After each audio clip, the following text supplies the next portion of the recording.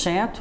O minério de ferro também com baixa de mais de 3% na China, recuando para sua mínima em 2 semanas. Além disso, a decisão do Copom de manter a Selic mantida, inalterada em 13,75% e dar um recado duro ao mercado, fez a curva de juros passar por uma correção. Os juros futuros estão acima de 13% até 2033. Eu volto no Copom daqui a pouquinho.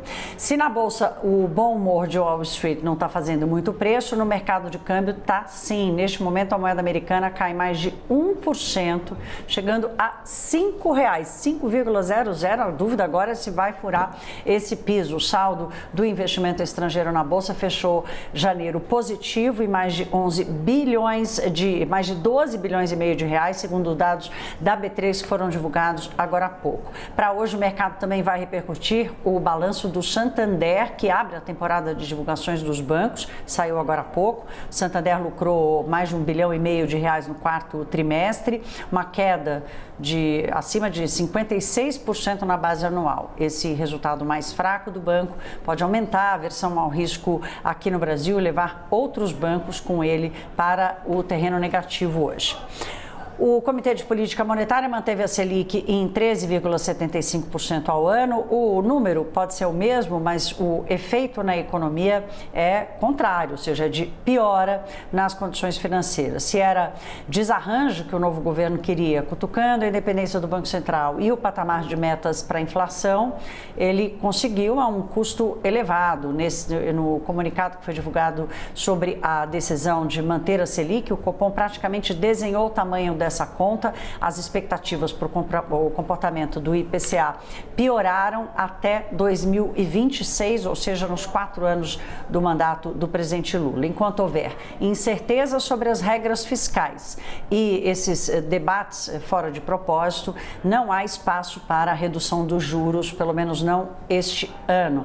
Para conseguir cumprir a meta da inflação, já definida pelo Conselho Monetário Nacional, aliás, um compromisso reiterado pelos diretores do Copom, o cenário alternativo apresentado para a inflação precisa que a taxa não seja alterada até meados do ano que vem. Não é um cenário ainda previsto pelos economistas. Agora a revisão é para que a Selic fique até o final deste ano no mesmo patamar.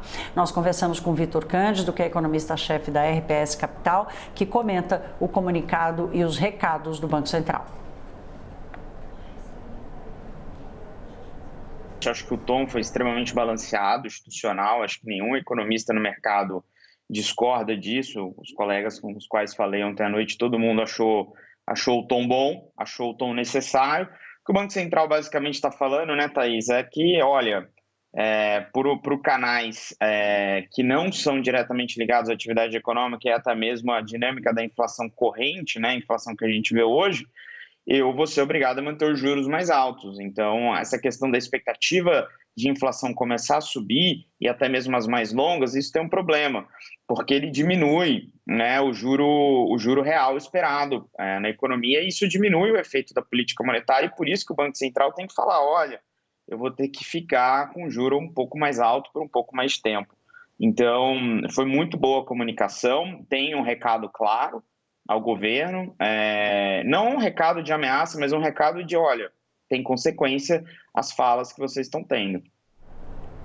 Vamos ver agora como estão as bolsas internacionais, futuros americanos de bolsas na Europa em alta, com a mesma empolgação de ontem, depois da decisão do Fed.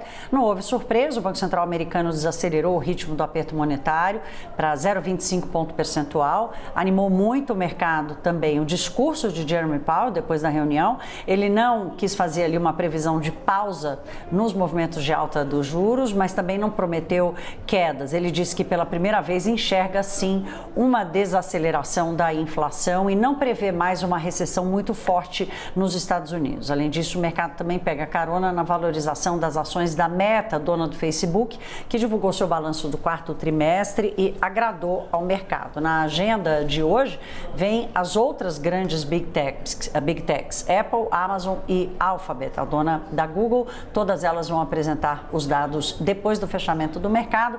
Para a gente fechar aqui, as atenções também para os bancos centrais na Europa. O Banco Central Central da Inglaterra anunciou agora há pouco que subiu os juros em 0,5 ponto percentual para 4% ao ano.